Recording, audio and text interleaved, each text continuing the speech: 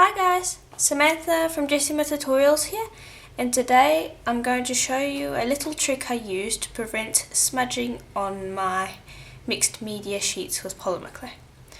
Now this sheet that I've got over here I did in a previous video, and I will list it in the links below if you want to see what it looks like.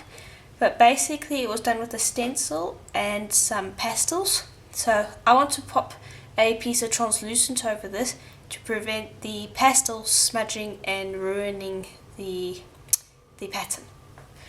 So I've already pre-made a piece of translucent over here.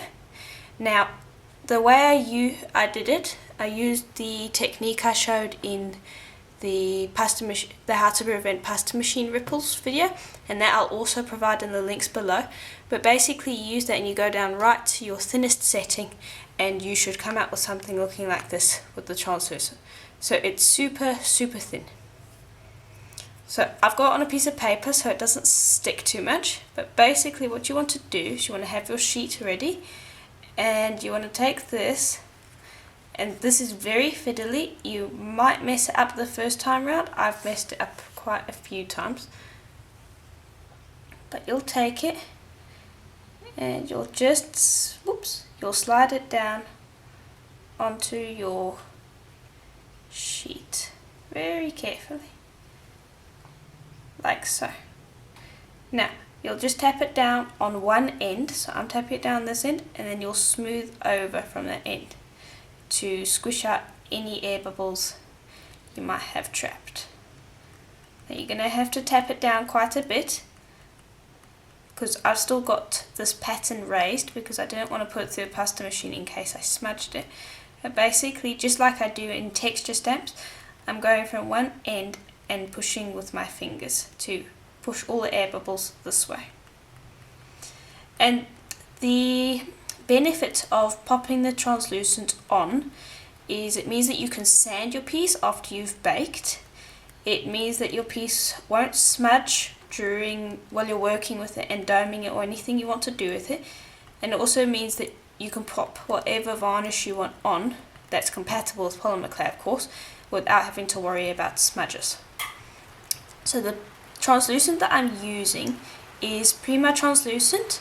I highly recommend using a fairly high translucent polymer clay for this. So you can try Kato and Fimo, but I find that Primo and Cernit work best for this. Pardo doesn't really work that well because it has that flaking problem, so you won't get a very clear image. I find that Primo personally is my favourite, but Cernit works pretty well as well. So I've smoothed that over pretty well, and I can't really feel any other air bubbles. Now you'll just want to trim it, and I'm going to trim it close to the sides, but I'm not going to actually cut my sheet because I want to save this translucent.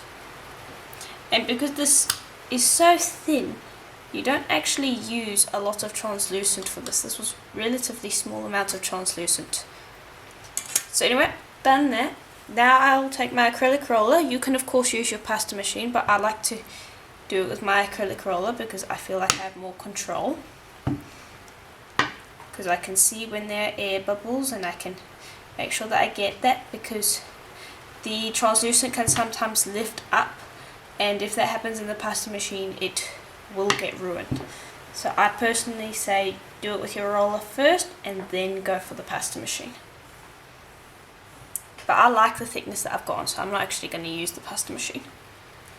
So you'll just roll it in both directions so that you're not distorting the pattern that you have.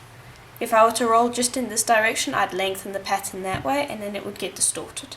So I like to roll in both directions, and I do this until the translucent pretty well stuck on. Now you will get a few air bubbles. If you do, just slit it with your knife and slide the air bubble out through the slit. So just make sure that there aren't any air bubbles, because once you've baked you can't do anything about it, and if there's a lot of air bubbles it will ruin your pattern. So just make sure that you spend a good amount of time checking for air bubbles. You are of course going to still probably get air bubbles. They're quite common. So you can spend as much time as you can, but I'm not saying that you won't get any air bubbles. You probably will get one or two small ones. But that's basically flat. I'll just go over one more time. Now what I'm going to show you is I'm just going to dome it quickly with a little oval cutter that I've got over here. And I'm going to do that using this plastic. So this is another little trick. It's how to dome your beads. So I'll just lift that up off the tile. And that's the other side. So this basically is what happens if you don't have the translucent on. So I'm not going to worry too much about that side. Now you can see I've already used this plastic for other beads that I wanted to dome. So I'll just slide the plastic over. And I'm just going to choose where I want to take it out. I think I'll take it out about there. Now you just want to press down with even force onto the plastic. Now I didn't want a heavy dome. If you want to, I'm going to do another video later on showing how to do doming with plastic properly. But I just thought I'd show you how to get a slight dome. So there. Just peel that off very carefully. Pick up the clay. Oops. And I'll just pop that aside. And we can focus on this one now. So I just like to go back over with my oval and back over with my oval and make sure that I got it right. So if you have little distortions, because this cutter's got a little bit over there, it sometimes cracks, but that's just my cutter. I just want to go over and make sure that I smoothed it. Sometimes I use my cutter to do that. Bring it back into shape. So I'm going to bake this to show you what it looks like when the translucent is baked, because of course it's going to turn translucent, and I'm going to show you what that looks like. So this isn't actually a bead. It's almost like a chip to show you what it's going to look like. So I'm just going to go bake that, and then I'll show you what it looks like in a second. Okay, so I've gone ahead and baked. Now I've zoomed in so that I can show you what it looks like. And this is what it looks like. I'm just going to come up to show you what it looks like. Yeah, so you can see it, there's a bit of plucking in it, like over there. So that's something that I find happens when you put translucent on it. Now you can take a really long time to to roll through and make sure that you get rid of as much of the air bubbles as possible, but you're still going to sometimes end up with bits and pieces coming up like this. So the best way I find to prevent that is to sandwich this between two pieces of plain paper like this. So sandwich that between two pieces of plain paper, and then sandwich it between two tiles, and then pop it in the oven.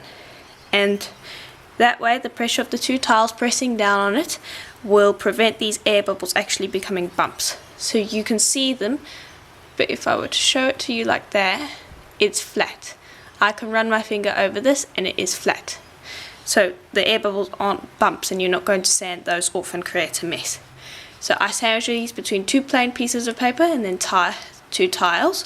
And the reason I put two plain pieces of paper on is first of all to prevent it from becoming shiny because of the tiles, and secondly to prevent burning, because I find that popping the paper between the bead and the tile prevents any burning.